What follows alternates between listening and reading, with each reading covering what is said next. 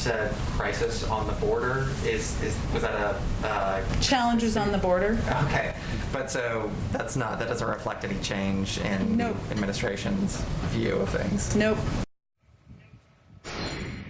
Feel like she slipped there. She said crisis and went, oops, no, I meant challenge. Let's bring in House Border Security Caucus co-chair Brian Babin of Texas. Congressman, good evening to you. And Pinal County, Arizona Sheriff Mark Lamb. Gentlemen, thank you both. Sheriff, let me begin with you if I can. Since this surge has taken off, what have you seen in your particular county? You're between Phoenix and Tucson, if I'm not mistaken. Yeah, that's right. We're about 60 miles off the border, but we've seen a huge increase in numbers. We've gone back to like Obama-era numbers and actually probably a little worse. Just last week alone on Wednesday, we had 49 apprehensions here in my county. To the south end of my county is a Native American reservation, which actually extends into Mexico. There's no wall down there. And honestly, they are coming in unfettered right now. And you got to remember, we've heard talk about this. It's about human trafficking and drug trafficking. The drugs are flowing with these people, and that affects all of our communities across this country. Words actually escape me on this. Congressman Babin, let me bring you in. This is clearly what's going on. Now we're getting kind of blacked out, if you like, by the Biden administration. The media is not allowed in to take a look at what's going on. We're not getting the real numbers of those migrants that are coming in on a daily basis. Do we really know how many unaccompanied children they are? There's no other word for it. It is a crisis. But how long can this go on, Congressman? It can't go on much longer without the destruction of our great nation. They have the cartels. In fact, Sheriff Lamb said it. I had the pleasure of meeting Sheriff Lamb a couple of years ago when I was touring there at the southern Arizona border. But I will tell you that the Biden administration, especially the president himself, has himself to thank for opening this border up with his rhetoric, his promises, and then he tries to back up and say, "Don't come now." Well, they're here. They know our laws better than we do. These migrants do. And they're not just people coming in here to look for work. We've had a number of them just recently that were caught who are on the terrorist watch list. We've got COVID positive illegals being turned loose on my border here in Texas to fan out into the country. It is most definitely a crisis, and a crisis that Joe Biden owns. And he needs to own up to it, and he needs to start listening to some sense. And not only, if you're not going to take care of the American citizens and put them second to the migrants, then think about the migrants, because they are being, they're paying through the nose to the cartels who have been empowered.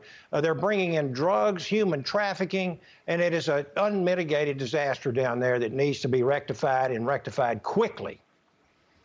Ashley, the congressman's spot on. Yeah, go ahead, He's spot Sheriff. on everything. Yeah, go ahead, Sheriff. He's spot on everything. This is about they are abusing the rights of these people in Mexico. So it shouldn't matter what party you are. If you care about human rights and human beings, you should care about these people and border security.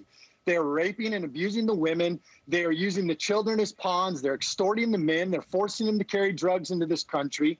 And what they're doing with the unaccompanied minors is crazy. And like the congressman said, he nailed it when he said they know our policies better than we do. And that's the issue that we're dealing with. And, you know, us as sheriffs, we're standing up against this. We've created an organization called Protect America Now.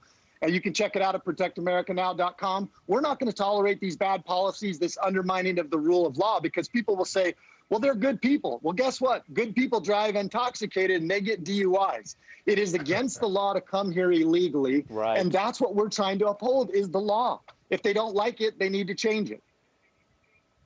You know, you bring up a good point, Sheriff, and let me go back to the Congressman. Congressman, you know, Homeland Security, you mentioned it's not only just a surge of migrants looking for a better life and doing it illegally, but you have the drug cartels, you have COVID, people on the most wanted list. This is a Homeland Security problem. How can that not resonate with those on the other side of the aisle? It is politics. They're using the border as a political weapon, Ashley. It is really, really a terrible situation because as an elected official, our federal, state, and local elected officials need to keep their own constituents, their own citizens at the top of the list of safety, national security, and well-being and health. And Biden, in his own words, is putting illegal immigrants ahead of his own citizens here in this country.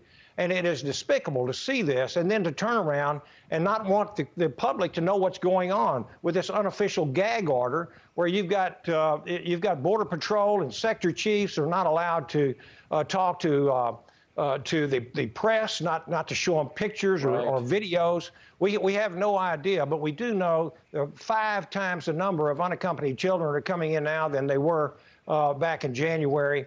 And we had a 6,000 crossing in one day of illegals in general. And if it's not an emergency, why do they call in the Federal Emergency Management Agency? Right. Why are they opening up facilities here and there and shipping these migrants sometimes thousands of miles if they're not if this is not an emergency? And also, all of a sudden, they're not cages like they were under President Trump.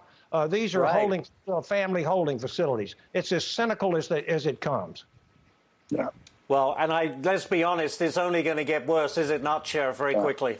You're right. It's going to get worse. Biden, through the Washington Times or the New York Times, is now saying that Biden is quietly pressing Mexico to help.